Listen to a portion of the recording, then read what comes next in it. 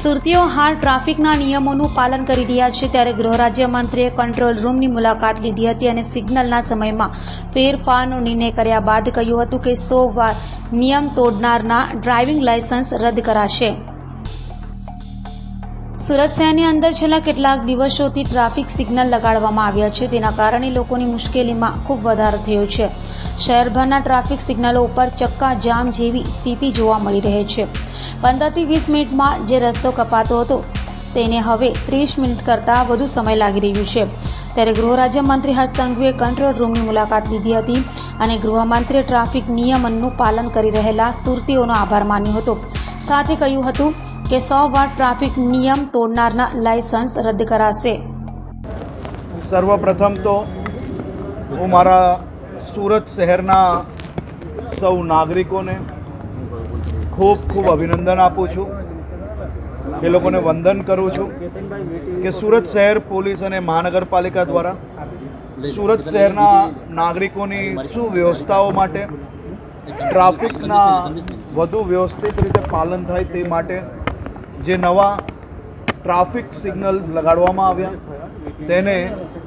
સુરત શહેરના નાગરિકોએ ખૂબ સારી રીતે પાલન કરતા સૌને નજરે પડ્યા. હું આ શહેરના નાગરિકોને એટલે અભિનંદન આપું છું કે સુરત શહેરના નાગરિકો જ્યારે ટ્રાફિક સિગ્નલ પર રાત્રે 12 વાગે બી રેડ લાઇટ જોતાની સાથે જો ઊભા રહી જાય, એ આપણા શહેરના લોકો માટે જે ઉનાળાનું વેકેશન પૂર્ણ કરીને સુરત પરત ફર્યા તેવા લોકોને અચાનક આ સિગ્નલ જ્યારે દેખાય અને લોકો ઊભા દેખાયા તો એ લોકો માટે બી આ એક નવા દ્રશ્ય હતા. અને સાથે સાથે હું મારા શહેરીજનોને એટલે આભાર માનું છું કે આપ સૌ લોકોને આ નવી ટેકનોલોજી જોડે જે સિગ્નલો મૂકવામાં આવી છે તેના કારણે ક્યાંક ને ક્યાંક અગવડતા પડી રહી છે. એક સાથે જ અનેક સિગ્નલો હોવાના કારણે સિગ્નલ પર ઊભા રહેવાથી આપ સૌ લોકોનો જે સમય બી વધારે લાગી રહ્યો છે, તે માટે એ બધી જ વ્યવસ્થાઓ માટે આજે એક બેઠકનું આયોજન કરવામાં આવ્યું હતું અને આ બેઠકમાં અનેક વિષયો પર નિર્ણયો લેવામાં આવ્યા છે. એ વિષયોમાં ખાસ કરીને આ સિગ્નલ જે વધારે ટ્રાફિક રહેતા વિસ્તારો છે, જેમ કે વરાછામાં સવારે ખૂબ મોટી સંખ્યામાં રત્ન કલાકારો આવતા હોય છે, બપોરે પાછા ભોજન માટે જતા હોય છે, તો વરાછા વિસ્તારની અંદર આખા દિવસમાં એ સિગ્નલને ટીમ સુરત દ્વારા 7 અલગ અલગ પ્રકારના સમયો સેટ કરવામાં આવી રહ્યા છે, જેમાં વધુ ટ્રાફિકમાં સીધી વાત છે, સાચી વાત છે, થોડુંક સમય ઊભું રહેવું પડ્યું છે અને દિવસે ને દિવસે આપણે વ્યવસ્થાઓને સુધારીને વધારે સમય લોકોએ ના ઊભું રહેવું પડે તે માટેનો પ્રયાસ બી કરી રહ્યા છે. વરાછાની અંદર 7 ઝોન છે. એ જ રીતે શહેરના અલગ અલગ રોડો પર વેસુ વિસ્તાર છે, સ્કૂલો અચાનક ચાલુ થઈ, 1000થી વધારે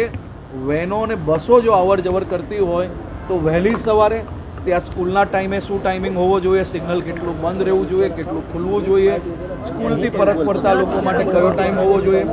અનુવ્રત દ્વારથી ટેક્સટાઇલ માર્કેટ સુધી, મજૂરા ગેટથી ટેક્સટાઇલ માર્કેટ સુધી, આપણો આ કેનલ રોડ છે ત્યાંથી ટેક્સટાઇલ માર્કેટ સુધી, આ બધા જ વિસ્તારોની ટ્રાફિકની જે પ્રકારનો લોડ છે અને એની સામે એને કયા પ્રકારે અને કયા સમયે કેટલું વખત બંધ રાખવું, કેટલો ખોલવો, એની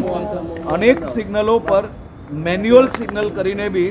સમયનું સર્વે કરીને આવનારા 3 દિવસની અંદર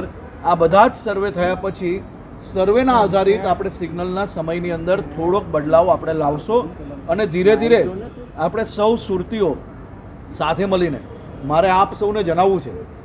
મેં એક સર્વે કરવાનું જણાવેલું હતું અને શહેર પોલીસ અને મહાનગરપાલિકાને એટલે હું અભિનંદન આપું છું. આપ સૌ લોકોનો સમય જરૂરથી બગડ્યો હશે, સમય આપણે ક્યાંક ને ક્યાંક રાહ બી જોવી પડી હશે, પરંતુ આપણી આ નવી વ્યવસ્થાના કારણે ગયા વર્ષે આ મહિનામાં, આ વર્ષે